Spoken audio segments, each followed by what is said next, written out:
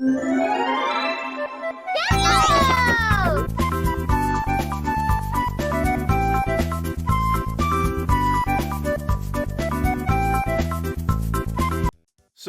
Pariah Nexus is the third storyline that is currently active in modern 40k, though it got started at the literal end of 8th edition, and was the opening salvo for 9th edition. Pariah Nexus influences have stretched out to other stories within 40k, reaching to the Tyrannic Wars, the Nackerman Rift War, Armageddon, and even Space Marine 2's plot, as the Blackstone pylon within it is the same type of device that is the center of attention for the Pariah Nexus storyline. Now, in 10th edition, the story has expanded and had another storyline literally crash into it. And before anyone asks, no, we will not cover the animated series or shorts. They don't really add anything to the overall story, and I refuse to be bogged down by them. The whole point of this series is to help newcomers, friends of fans, and fans getting back into 40k to understand the key notes of what's going on. So without further ado, let's start with the backstory. Our story truly begins millions of years before the main storyline, during a event called the War in Heaven, where the race known as the Necron has finally overthrown not only the Old Ones, a race so advanced and evolved they could create life and influence the warp drastically, but also the Catan, the gods of the mortal plane that turned the Necron from cancer patients to soulless living metal machines. The Necron leader, Cesaric the Silent King, would order all the remaining Necron dynasties to enter their tomb worlds and go into stasis, only to awaken at a pre-specified date. Once the last tomb world was sealed, Cesaric exiled himself in shame for turning the majority of his people into mindless destructive slaves in a time of weakness, going out to wander the void of space with only his most loyal servants. And for millions of years, he kept to his exile with no plans on coming back. Until the Tyranids happened. Stop! Do it! Stop! Yep. Cesaric was the first person from the Milky Way to run to the threat of the Tyranids. Though we don't know what happened, it was bad enough for Cesaric to end his self-imposed exile and return to the Milky Way, deeming the Tyranids to be the most dangerous thing in the universe. So much so that, when he returned, he actually helped the Blood Angels during the Third Tyrannic War, using the war to not only slip into the galaxy unnoticed, but to assess the strength of the different species within the galaxy. To say he wasn't impressed is an understatement. When he returned, the Silent King learned that multiple Dynasty tomb worlds had been wiped out by both natural galactic events, or younger races showing up and destroying them. Then he found to his horror that the Necron dynasties that did wake up were doing what they did best, fighting each other for territory and settling ancient grudges, because if I'm reading this correctly here, Namor didn't keep his goddamn scarabs on his side of the galaxy. Wow. そうか。 Seeing the galaxy also split in half wasn't great either, so Cesaric began throwing his authority around, reuniting his scattered allies and gaining new ones. Cesaric would initiate a new scheme, a scheme involving the Necron's chief scientist Cesarus and the Necron's ancient technology, the Blackstone Pylon Network. For those unaware, the Blackstone pylons are massive skyscraper-like towers made out of a substance called Blackstone.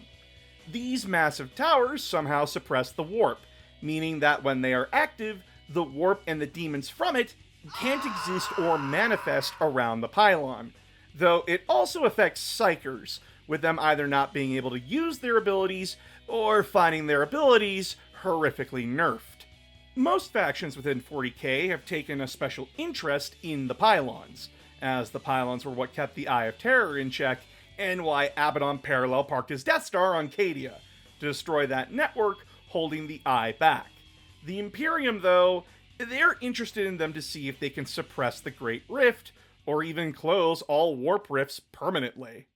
With his pieces in place, the Silent King initiated the Pariah Nexus project, an experiment in a controlled part of the galaxy to see the effects of multiple pylon networks being activated, and the effects it would have on the mortal beings that kept interfering with his plans. which is where our story starts, with the Indomitus Crusade accidentally walking face first into the massive rake that is this storyline. Your services are no longer required. So, in modern 40k, Guilliman's Indomitus Crusade is in full swing. The Crusade fleets that Guilliman organized were sent out to reinforce or reconquer sections of the Imperium that are currently under assault from their enemies, with this storyline following Battlegroup Calades of Crusade Fleet Primus. Battlegroup Calades was ordered to investigate the Nephilim war zone and report what the fuck was going on in there, as Primus High Command couldn't figure out why the sector went completely dark.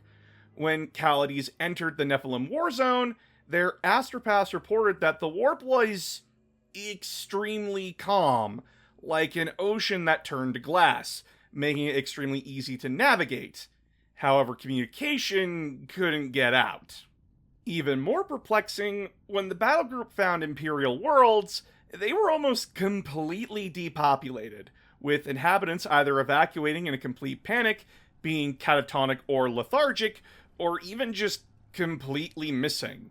Even worse, as they traveled along the path, the battle group's forces were reporting the similar symptoms among its Imperial Guard, Skitarii, Space Marine, and Titan Legion forces. Strangely, only the Sisters of Battle were unaffected by what the Imperials were now dubbing the Stillness.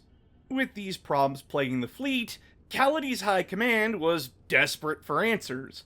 However, much like you walking on your friend's parents arguing about divorce, the battle group would accidentally walk headfirst into a Necron civil war between the forces loyal to Cesaric the Silent King and the forces loyal to his rival, Imhotep the Stormlord. You see, Cesaric's plan is to eventually return the Necron race to flesh and blood. He wants his people to not be mindless automaton slaves and to undo his great mistake. Hence why he wants to wipe out the Tyranids. Since they consume biomass, they're kinda counterproductive to his whole plan. However, when Imhotep learned of this, he thought that idea was stupid, cringe, and, as one would say, not based. Imhotep was the most powerful Necron lord in the galaxy until the Silent King returned.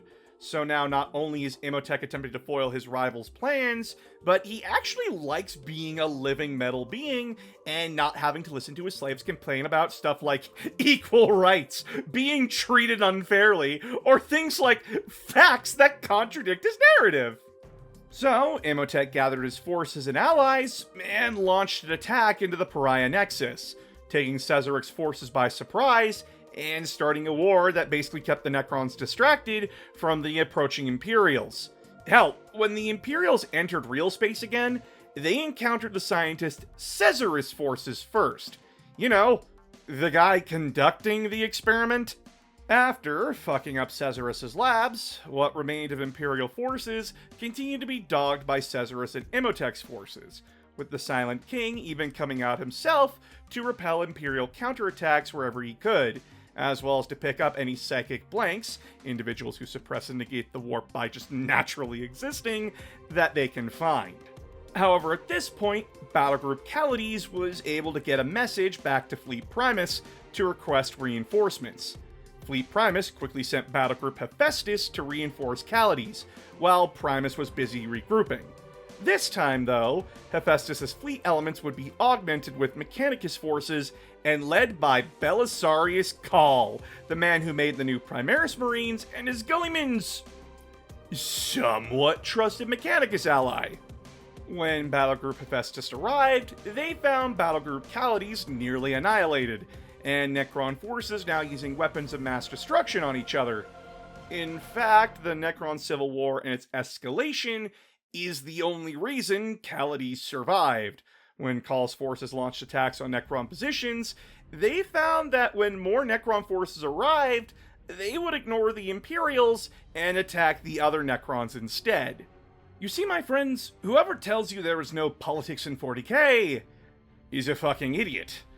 Imhotep was using the Civil War to encourage Necron dynasties to join his side of the Civil War, while Cesaric began using super weapons outlawed by the Necron courts to win battles. leading some of the Silent King's allies to quietly turn against him as the political fallout was becoming too much for them.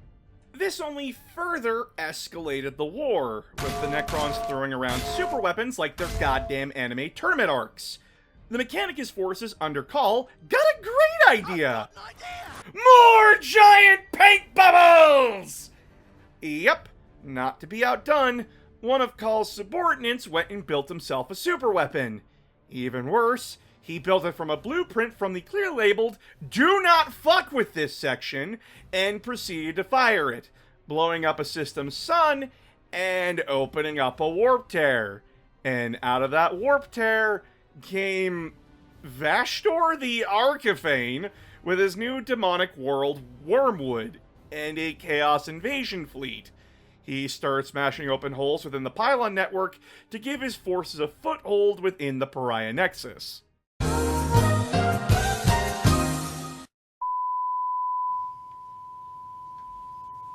That's it? And that's where our story currently is. Yep, rocks fall and chaos invades is where Pariah Nexus left off, with the 9th edition's ending event crashing through the ceiling and interrupting the Necron's self-curb stomp. Pariah Nexus was kinda refreshing in a way, focusing on another major faction within 40k, with the Imperium not being the central star of it.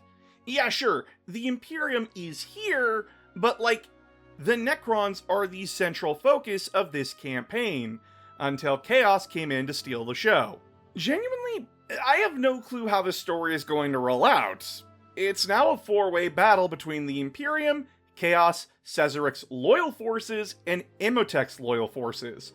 Granted, at least the experiment proved a success. Cesaric now knows that the Pylon network can suppress mortal beings, meaning that if he gets his way, he can make the galaxy easy to take over. Will he? Probably not. This is 40k. Everything needs to return to a stalemate. But now, we are caught up in modern events in 40k. Until the new Armageddon book comes out, this is the state of the galaxy, with Tyranids invading the galactic west, Harkon at the front door of Imperial Sanctus, and the Pariah Nexus in the galactic south.